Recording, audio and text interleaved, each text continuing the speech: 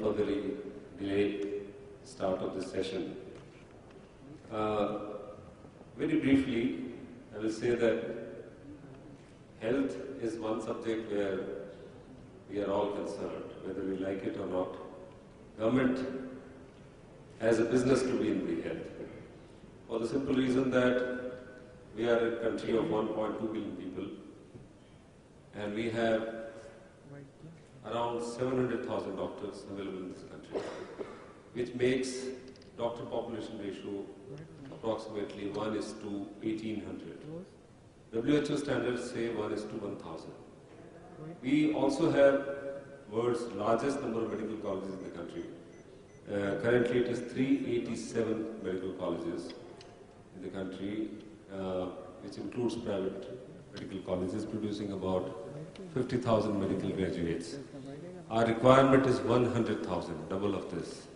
Even if you set up 100 medical colleges, next 5 years producing 100 students each, you will never be able to fill up this gap.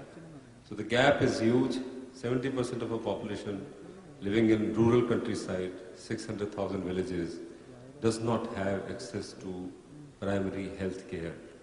Our medical education, our medical colleges, the doctors we are producing are all concentrated in 5,000 towns and cities, because the medical education itself, being a legacy of British medical education system, is urban-centric and hospital-centric. After the MBBS, when doctors specialize, they have a tendency to work only in towns and cities, and their role in the primary health centers, community health centers, is far less in terms of primary health care. And that is why any initiative which we take to touch lives of people who do not have access to basic health care is something which can really transform and make a big difference. Some of the initiatives which Government of India have done recently, I'll just very briefly point out and then ask my panelists to elaborate and make presentations. One of them is National Knowledge Network, NKN. This is a huge network which has been set up by the Department of Electronics and Telecommunication, DITE as we call it. Today we had the secretary in the session who was there and who gave the keynote address. About 25,000 crores has been earmarked for this. The idea is to provide broadband bandwidth connectivity of 100 Mbps to all educational institutions in India. And currently 150 medical colleges in the country already has got these nodes. How many of them have got connectivity inside their campuses, we still do not know. We are in the process of establishing so that the medical college network, as we call the National Rural Medical College Network, about which these two panelists on the right side will speak, that process is already going on. Some years ago, the government had also started something called SWAN, which was basically to provide 2 Mbps to 10 Mbps connectivity to connect state institutions. For health, it meant basically medical colleges to district hospitals to community health centers, and community health centers further into rural areas, that is where the primary health care centers are there. The SWAN has mixed response depending on the different states. Some of them have been able to establish it, some of them have not been able to do anything. The third network is a very important network which is called National Optic Fiber Network. It's again a huge network, about 27,000 crores, which basically talks about connectivity at village panchayat level. We also have in India largest number of Panchayati Raj institutions in the world, in fact. Largest number of elected representatives in the world represented through these Panchayati Raj institutions.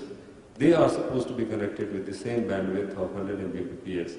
And that basically means that 1.48 lakh health sub-centers, 25,000 PHCs, 5,000 all community health centers will basically gain from whatever we have.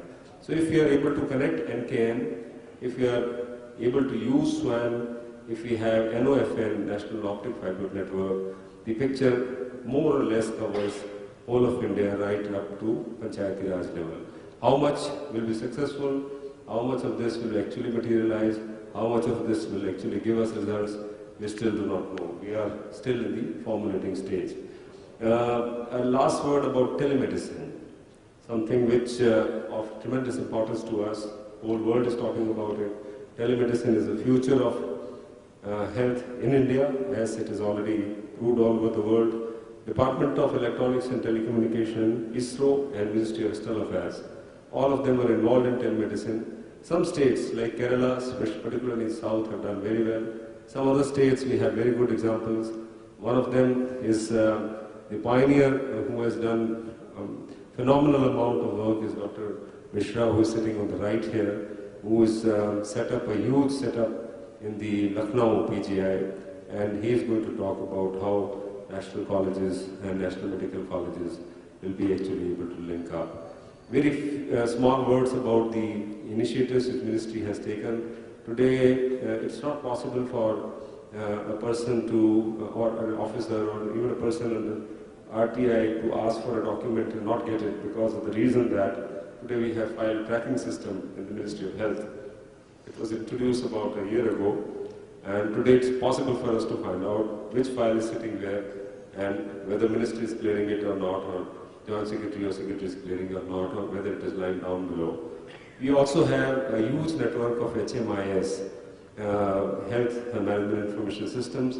Largely it was initiated by the individual states under NRHM which Karthik had already referred about. A lot of states have developed data on that. We have something called Integrated Disease Surveillance Programs, IDSP, where a huge connection of network has been established to track out the diseases and the public health issues and what kind of data is integrated among the states. We also have electronic health records, and we also have e-payments introduced in many of the states. Unfortunately, many of these initiatives which we are talking about, it does not reach the people. What reaches is the negative thing. Something has not happened, some hospitals are not functioning, some people have died, some epidemic has spread, and these are the stories which always go to the media.